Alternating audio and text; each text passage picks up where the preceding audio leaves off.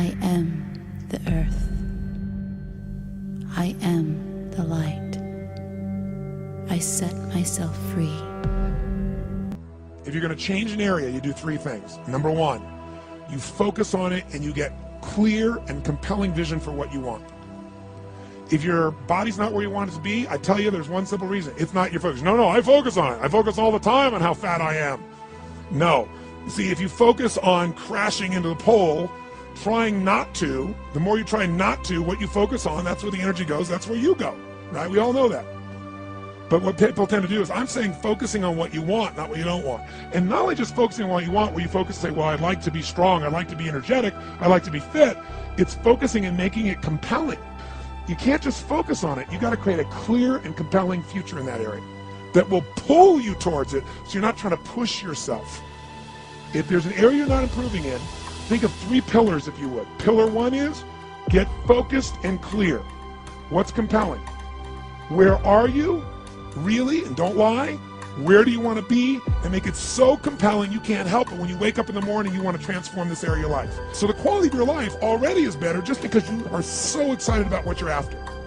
When you do that with your body or your emotions or your finances or time or any other area, and you start focusing and you're clear, you're going to have energy. You're going to have drive. You're going to start to do something. How do you make sure what you do really work? Is model someone who's already successful. All the tools I come up with, some I've obviously created, but the foundation came by standing on the shoulders of other giants. I went out and found somebody that's already got the result. Why reinvent the wheel? Success leaves clues. Find the best, figure out what they're doing, do that. Alter it, find your view of it, but start with what already is working rather than starting from scratch and trial and error. So emotion is in. If we get the right emotion, we can get ourselves to do anything. We can get through it. If you're creative enough, playful enough, fun enough, can you get through to anybody, yes or no?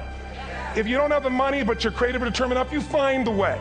So this is the ultimate resource, but this is not the story that people tell us, right? The story people tell us is a bunch of different stories. They tell us we don't have the resources, but ultimately, decisions shape destiny, which is my focus here.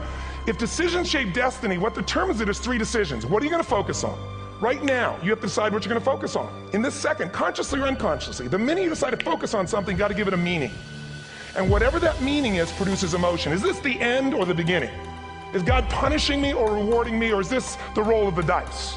And emotion then creates what we're going to do, or the action. So think about your own life, the decisions that have shaped your destiny.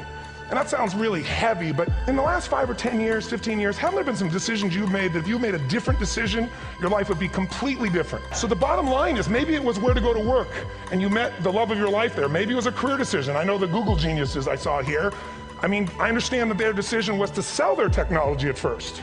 What if they made that decision versus to build their own culture? How would the world be different? How would their lives be different? Their impact. The history of our world is these decisions. When a woman stands up and says, no, I won't go to the back of the bus, she didn't just affect her life. That decision shaped our culture. Or someone standing in front of a tank. Psychological strength. That's the difference in human beings that I've seen of the 3 million I've been around. Because that's what my lab. I've had 3 million people from 80 different countries that I've had a chance to interact with over the last 29 years. And after a while, patterns become obvious. You see that South America and Africa maybe connect in a certain way, right? Other people say, oh, that sounds ridiculous. It's simple. So what shapes you? 2 invisible forces, very quickly. 1, state. We all have had times. Have you had a time you did something and after you did it, you thought to yourself, I can't believe I said that. I can't believe I did that. It was so stupid. It wasn't your ability, it was your state. Your model of the world is what shapes you long term. Your model of the world is the filter. That's what's shaping us. That's what makes people make decisions. When we want to influence somebody, we got to know what already influences them. And it's made up of 3 parts, I believe. First, what's your target? What are you after? Which I believe it's not your desires. You can get your desires to goals. How many of you ever got a goal or desire and thought, is this all there is? How many have been there? Say aye. So it's needs we have. I believe there are 6 human needs. Second, once you know what the target that's driving you is and you uncover it for the truth, you don't form it, you uncover it. Then you find out what's your map. What's the belief systems that are telling you how to get those needs? Some people think the way to get those needs is destroy the world. Some people is to build something, create something, love someone.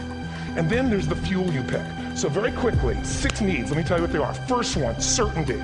Now these are not goals or desires, these are universal. Everyone needs certainty that they can avoid pain and at least be comfortable. Now how do you get it? Control everybody, develop a skill, give up, smoke a cigarette. Well, we go for certainty differently. If we get total certainty, we get what? What do you feel if you're certain? You know what's gonna happen, when it's gonna happen, how it's gonna happen. What would you feel? Bored out of your mind. So God, in her infinite wisdom, gave us a second human need, which is uncertainty. We need variety. Third human need, critical, significance. We all need to feel important, special, unique. You can get it by making more money. You can do it by being more spiritual. You can do it by getting yourself in a situation where you put more tattoos and earrings in places humans don't want to know.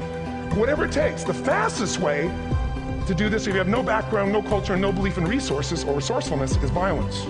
If I put a gun to your head and I live in the hood, instantly I'm significant. 0 to 10, how high? 10. How certain am I you're going to respond to me? 10. Here's what we really need. Connection and love, fourth need.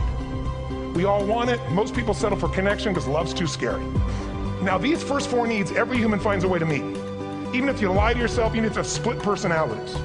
But the last 2 needs, the first 4 needs are called the needs of the personality, is what I call them. The last 2 are the needs of the spirit. And this is where fulfillment comes. You won't get fulfillment from the first 4. You'll figure a way, smoke, drink, do whatever, meet the first 4. But the last 2, number 5, you must grow.